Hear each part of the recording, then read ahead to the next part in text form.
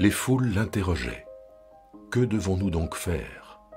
Il leur répondait « Que celui qui a 2 tuniques partage avec celui qui n'en a pas, et que celui qui a de quoi manger fasse de même. » Des collecteurs des taxes aussi vinrent pour recevoir le baptême.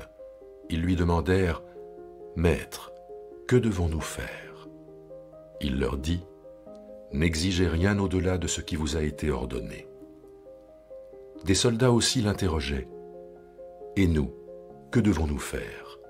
Il leur dit « Ne faites violence à personne, n'accusez personne à tort, et contentez-vous de votre solde. » Comme le peuple était dans l'attente, et que tous se demandaient si Jean n'était pas le Christ, il leur répondit à tous « Moi je vous baptise d'eau, mais il vient, celui qui est plus puissant que moi, et ce serait encore trop d'honneur pour moi que de délier la lanière de ses sandales. Lui vous baptisera dans l'Esprit Saint et le feu.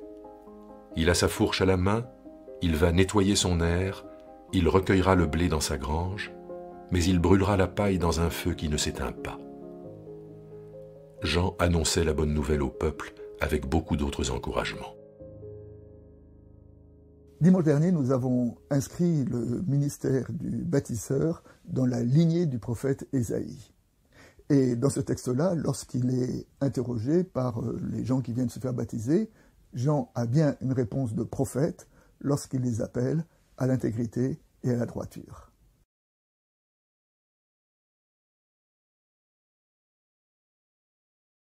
Les gens qui viennent se faire baptiser par Jean lui demandent « Que devons-nous faire ?» Et un peu avant, on nous a dit que le peuple est dans l'attente. C'est-à-dire que le peuple est dans l'attente d'une parole, le peuple est dans l'attente d'une direction.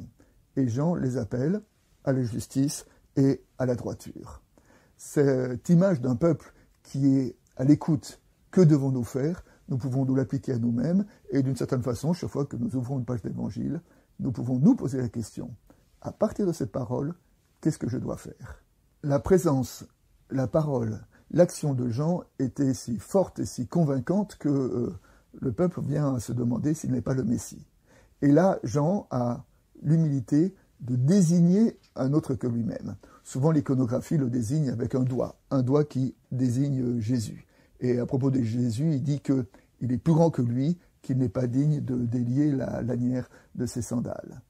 En disant que Jésus est plus grand que lui, Jean est un vrai humble, en sachant que le humble, ce n'est pas celui qui se diminue lui-même, mais c'est celui qui élève les autres.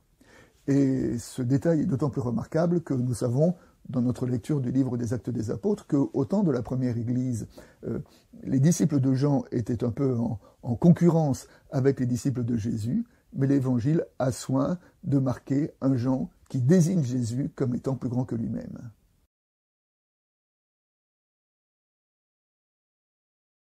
Lorsque les gens qui viennent se faire baptiser demandent ce qu'ils doivent faire, Jean leur répond « Partage ta tunique et ta nourriture, ne commets pas d'injustice, ne commets pas de violence. » Alors, on pourrait penser que ces prescriptions sont assez basiques.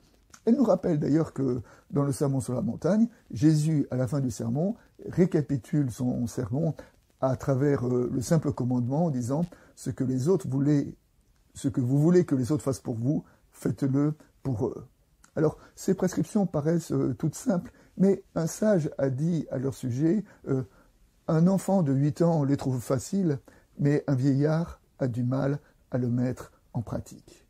Jean dit à propos de Jésus, il vous baptisera dans l'esprit et dans le feu.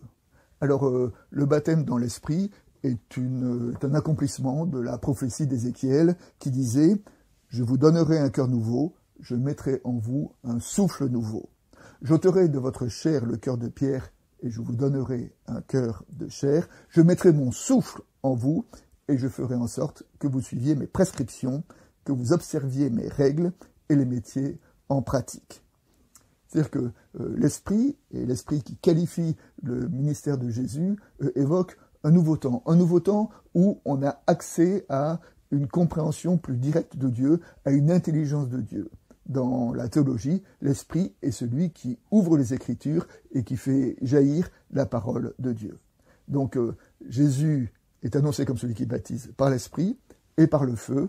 Le feu, c'est le feu du jugement, le jugement qui fait la séparation entre ce qui est vraiment important et ce qui est futile, le jugement qui est au cœur de la dernière partie de la prédication du baptiseur. Jean définit Jésus comme étant l'homme qui a sa fourche à la main et qui sépare le bon grain de la paille. Alors il évoque là le jugement.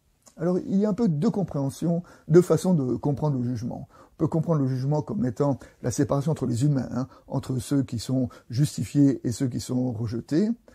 Je préfère, et plus conformément à l'Évangile, à une autre compréhension du jugement. Le jugement est une séparation, non pas entre les hommes, mais une séparation à l'intérieur de nous-mêmes. La parole de Dieu est une parole qui fait la distinction en nous-mêmes, en ce qui est vraiment important et ce qui n'a pas besoin de subsister. Et de dire donc que prendre au sérieux la parole de l'Évangile, prendre au sérieux la personne du Christ, c'est aussi un jugement sur notre vie qui nous permette de réorganiser nos priorités. Et comme illustration, je voudrais terminer juste sur peut-être une méditation sur la bonne nouvelle du jugement. Alors, le jugement, au commencement de ma conversion, je n'aimais pas trop cette idée, parce que c'était l'idée d'un Dieu lointain, d'un Dieu justifié. Et aujourd'hui, avec l'âge, d'une certaine façon, je me suis réapproprié la notion de jugement, parce que le jugement, ça veut dire deux choses. Un, ça veut dire la dignité de ma vie. Ça veut dire que la façon dont je vis, les choix que je fais, ne sont pas indifférent. Le pardon de Dieu n'est pas automatique et obligatoire. Il passe par le jugement, c'est-à-dire par le regard, la relecture de mon existence devant Dieu. Et la relecture de mon existence devant Dieu, ça fait partie de la dignité de ma vie et je n'ai pas à craindre cette relecture car j'ai un bon avocat.